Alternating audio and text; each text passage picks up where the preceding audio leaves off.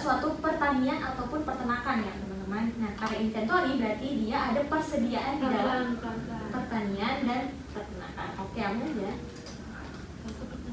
Iya, bisa pertanian, bisa peternakan. Di bulan itu tuh apa? Karena kalau misalnya carrying value ini tuh udah benar-benar netnya gitu loh, ibaratnya kayak net income gitu. Akhirnya dia itu. Net income ibaratnya kayak net income dia. Karena dia mintanya cuma change in the carrying value. Nah, yang di sini yang terakhir itu kan diminta assume the milk harvest di Januari was sold. Berarti kan telah terjual kepada cheese maker senilai 38.500.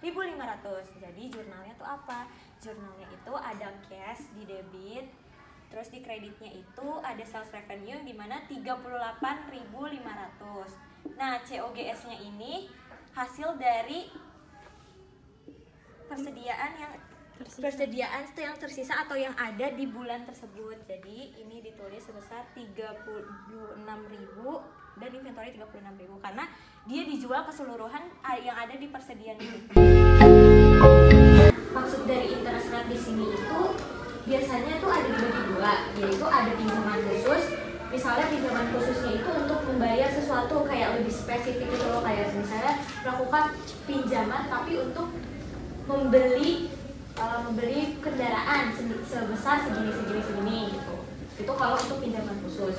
Nah, yang kedua itu ada weighted average yang dimana dia itu tuh kayak rata-rata tertimbang. Nah, di sini biasanya dipakai juga kalau misalnya ada kebutuhan dana lebih. Nah, weighted average ini bisa disebut sebagai other debt gitu loh.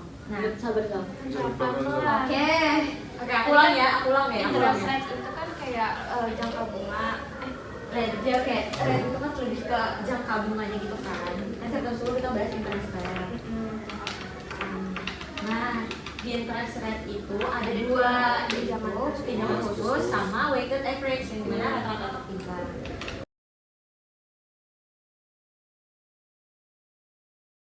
Kita gimana sih cara cari kapitalisasi rate-nya itu? Nah, jadi interest rate itu kan emang kayak bunga yang ada jangkauannya gitu kan. Nah, di sini kan ada bunga yang pertama 12% itu untuk 2 tahun. Nah, ini prinsipalnya itu ada 600. Nah, zaman di pertama itu khusus untuk pembelian land atau building ini itu kan 750, berarti kan masih ada kurangnya dong. Ya kan masih ada kurangnya dari 820 sama ke 750. Nah, ini nanti dikurang nih. 820 dikurang 750.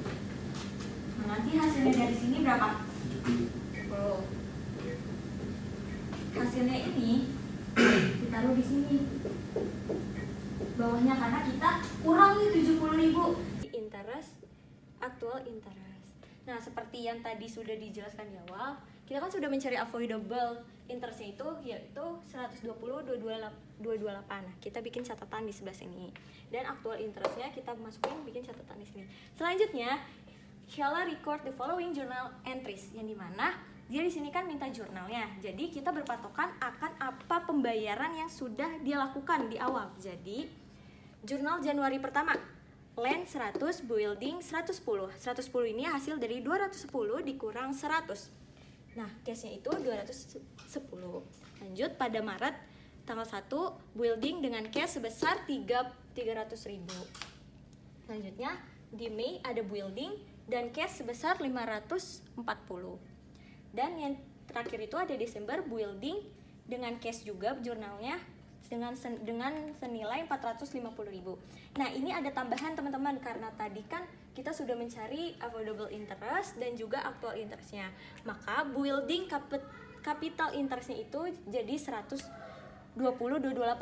Ini hasil dari avoidable interestnya. Lalu cashnya itu adalah hasil dari actual interestnya. Nah, sudah kita taruh nih tentang impairment.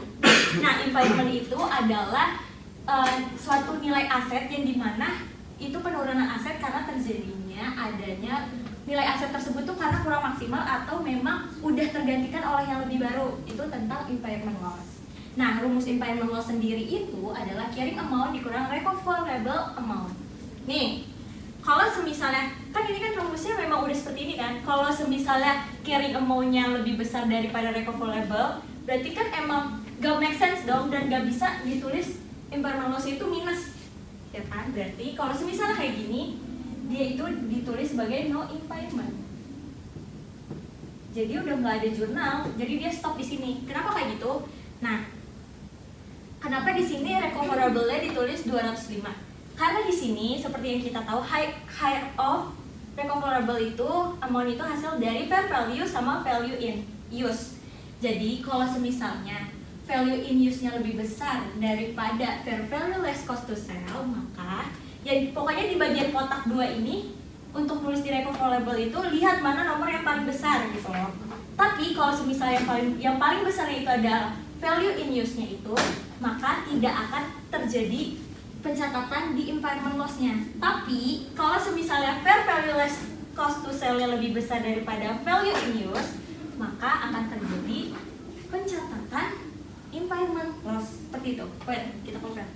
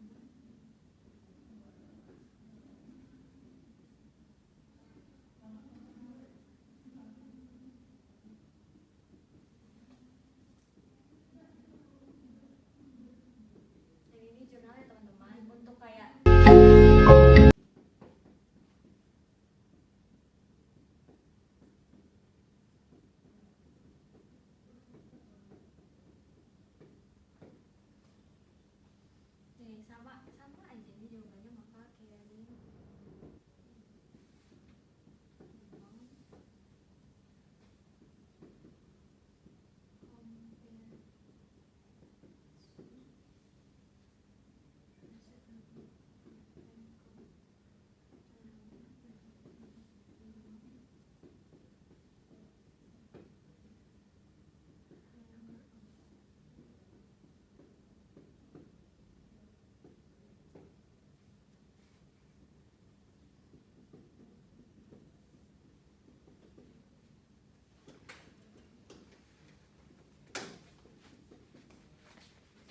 Yo, semua aku suka gitu.